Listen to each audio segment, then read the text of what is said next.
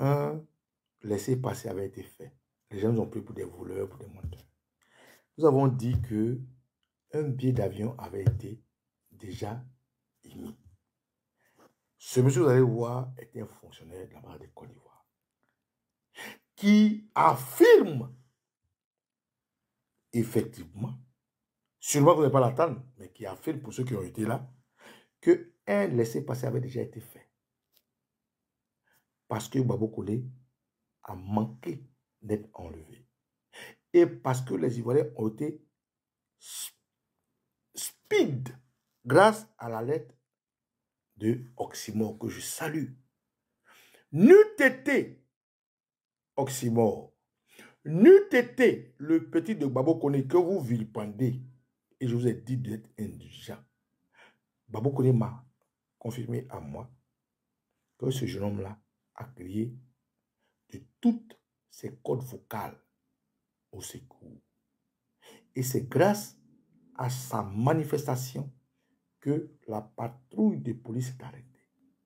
N'eût été le petit de Babo Koné qui était auprès de son doyen, qui criait, n'eût été la réaction d'Oxymore instantanément, n'eût été Soulé de Paris qui m'a appelé pour connaître une réunion, n'eût été Koné Katina qui a appelé Logbo, Ahmed Koné serait aujourd'hui soit assassiné, soit en Côte d'Ivoire. Donc, c'est des gens dont il faut tenir compte dans cette histoire. Mais écoutez, ce monsieur de l'ambassade de Côte d'Ivoire qui confirme nos alertes, et vous allez comprendre. On y va. C'est un peu cassé, parce qu'on me suit là-bas à Abidjan. Ah non, non, c'est celui qui est à Abidjan, par exemple. Non, pour le parti. Le truc, ça va très loin. C'est pour le parti. Non, et puis, c'est pour le parti. On est ensemble, c'est pour les réseaux sociaux. C'est pour le parti, on me suit là. Donc, on m'attend. J'ai été appelé par des journalistes au pays qui veulent absolument savoir ce qui s'est passé. Donc, bon, moi, ce que je vais dire, oui, c'est qu'aujourd'hui, on a assisté à une audience. Une audience où ça a été vraiment houleux, où les partis vraiment ont fait valoir les prétentions respectives. D'accord. Au regard de ces prétentions, les deux partis, on a assisté à vraiment un vrai duel juridique, où les deux partis se sont vraiment fait valoir, en tout cas, ils ont fait valoir leurs prétentions respectives. Le juge de détention, le juge d'appel est rentré pour délibérer. D'accord. Alors, qu'est-ce qui est la procédure, c'est quoi au juste? Parce que là, au début, je ne comprenais pas. Parce que j'ai assisté à l'audience de la première instance et aussi devant la cour d'appel. Le procureur de la République, c'est-à-dire le parquet, oui, eux, le préfet, eux, les deux, ils demandent à ce que la prorogation, c'est-à-dire la prorogation de M. Koné soit en rétention, soit prolongée. C'est-à-dire sa rétention soit prolongée de 26 jours. De combien de jours? 26 jours.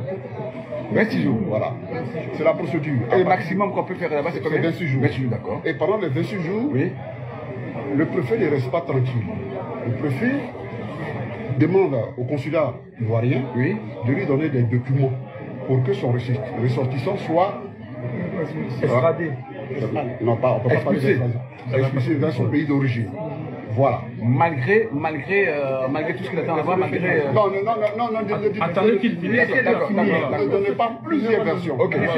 C'est pour ça que je ne veux pas... C'est pour ça que je suis rentré moi-même. D'accord. Pour ne pas que je prenne des informations de Facebook. D'accord. Donc je suis en train de dire que oui, voilà ce qui s'est passé. Et je suis rentré là-bas, je vous transmets fidèlement ce qui s'est passé. D'accord. Le procureur, je répète, et le préfet, et ils contestent la première décision du juge de liberté de détention. D'accord. Le juge de détention et de liberté de détention, il vous maintient en détention. D'accord. Ou alors, il vous dit de partir.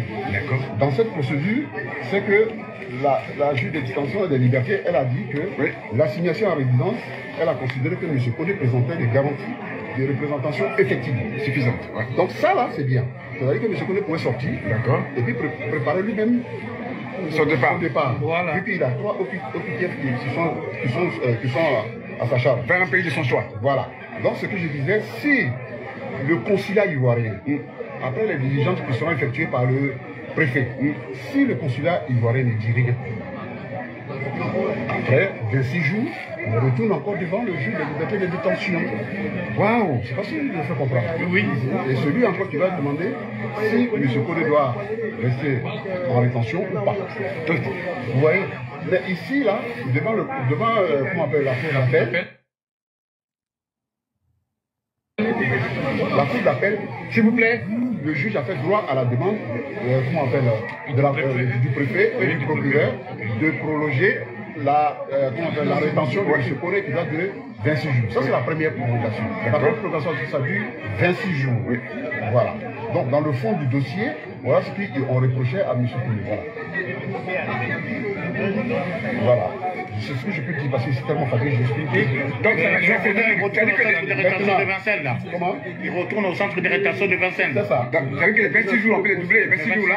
Les 26 jours, on peut les prolonger. Non, les 26 jours, si le consulat dit quelque chose, ils sont obligés de les laisser. Moi, j'ai une question, monsieur. Si le consulat dit voilà.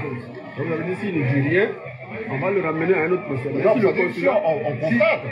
Parce que la prolongation, ça dure 26 jours. Ça ne peut pas excéder 26 jours. Ouais, mais si le consulat, il fait laisser passer un truc comme ça. Ah, voilà. Si le consulat donne, à peut faire. aujourd'hui, M. Kodé, il ne maîtrise plus rien. C'est dans la main de la préfecture.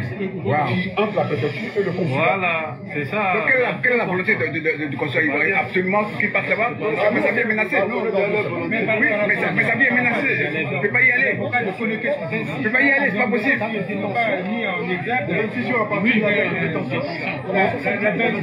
Centre de rétention, oui. En fait, ce que vous êtes en train de dire, mais moi, il faudrait que vous l'approchiez de son conseil. Mais là, moi, je vous explique dans un cadre spécifique. Si je viens vous rendre un compte rendu en tant qu'avocat, vous aussi fidèle. Maintenant, aujourd'hui, ce qu'on ne savait pas, c'est qu'on se demandait c'est quoi le ministère public, qu'est-ce qu'il reprochait au juge. Tout à fait. S'il vous plaît. C'est la présidente maintenant que moi je suis. Vous êtes en direct de la page Facebook. Représentant de PCI France.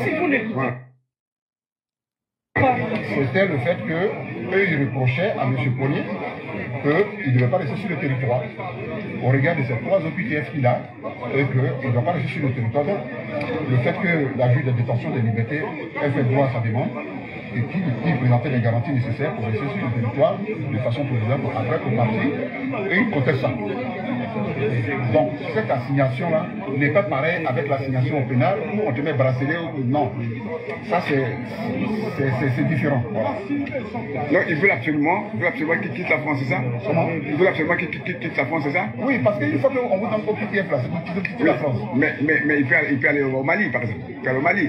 Mais ça, pas en Côte d'Ivoire. Il n'a pas fait droit à cette demande. Ah ouais? Je suis malienne, je vous conseille de l'amener au Burkina.